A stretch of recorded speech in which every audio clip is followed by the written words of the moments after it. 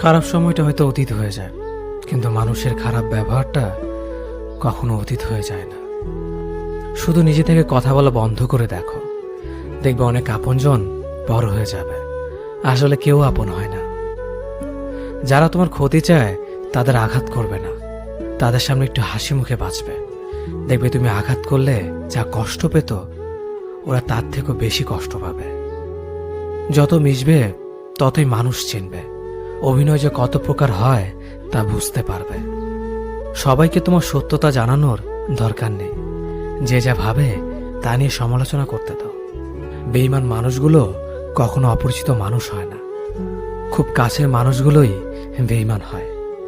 পাতা ঝরার আগে পাতার রং বদলে যায়, আর মানুষ বদলানোর আগে কথা বলার ধরন বদলে যায়। মন কখনো ভাঙে না, যেটা ভাঙে সেটা হলো বিশ্বাস।